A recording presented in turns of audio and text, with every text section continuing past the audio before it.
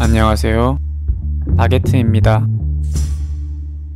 오늘은 전 세계적으로 선풍적인 인기를 끌고 있는 원펀맨 시리즈 최신판에 등장하여 압도적인 피지컬과 포스를 내풍긴 이블 천연수에 대해 한번 알아보고 분석해 보겠습니다.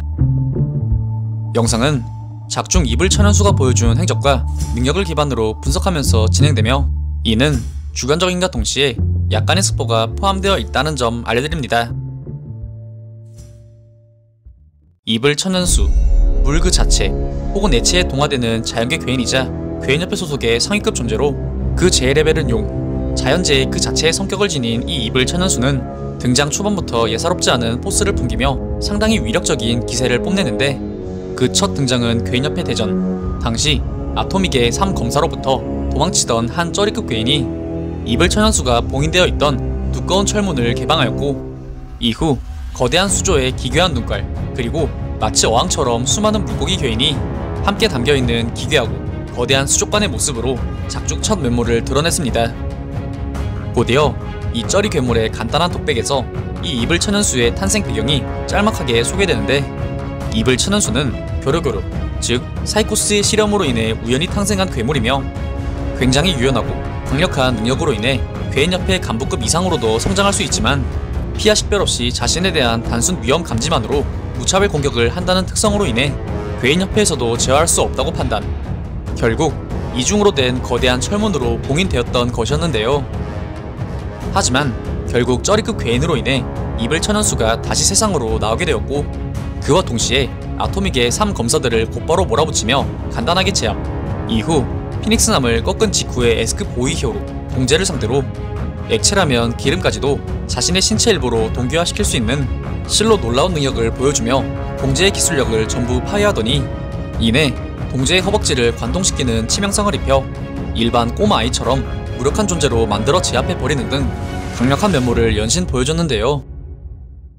이후 괴인협회 지하 건물에서 지상으로 올라오며 지하에 흐르던 지하수를 흡수, 지하에서의 덩치보다 몇십 배는 커진 위협적인 면모를 보이며 아토믹 사무라이의 모든 물리 공격을 칼로 물베기처럼 전부 통과시켜버리고 모든 공격을 파괴시키며 상대조차 되지 않는다는 듯 몰아붙이는 모습을 보였고, 심지어는 가로우의 공격에 단 0.01초도 안되는 찰나의 시간에 반격까지 시도하며 공격력과 더불어 스피드와 순발력 또한 상식 밖이라는 것을 보여주기도 하였는데요. 하지만 파치마 K 염동력에 속수무책으로 밀리며 속박한 동제와 히어로들을 빼앗기는 모습, 자신에 대한 적의가 없다면 설령 그것이 적이라도 공격 자체를 하지 않는 모습, 집중 물대포에도 불구하고 프로비카리의 방어력을 뚫어내지 못하는 모습을 보이며 일개 거대한 샤워기로 한순간에 전락해버리는 모습, 가로우의 강력한 물리 공격에 전신이 박살나며 물이 물리적 공격에 통하지 않는다는 사실에 논외가 있음을 자신의 몸을 희생시켜 직접적으로 보여주는 등 시리즈 전개가 될수록 그 한계점이 명확히 드러나기도 하였는데요. 하지만 이 이블 천연수 역시 리메이크판에서 무라타의 손을 거치며 기존보다 훨씬 더 강력해진 존재로 그 부상한 모습을 보였는데,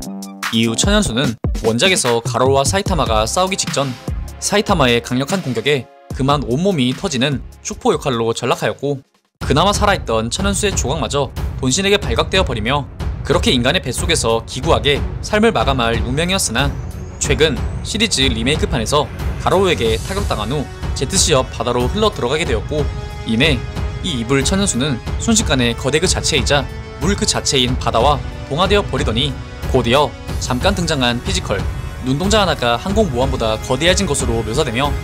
기존 이하얀이 걱정했던 바다 자체와 동화된 모습을 보이며 최강급 존재의 등장 서막을 알렸는데요. 예상하건대 저 정도의 피지컬 정도면 아마 온몸을 다 일으켰을 때의 크기는 가히 상상조차 할 수 없을 정도로 거대할 것이라 생각되며, 그렇기에 기존 샤워기 취급을 당하며 농락당했던 프로비카리의 초합금 근육 또한 천연수의 피지컬을 보아 이제는 그냥 종이장처럼 찢겨질 가능성이 크며, 이는 이미 한번 승리를 거뒀던 가로우 또한 확실한 승리를 장담하지 못할 수준이라 예상되는데요.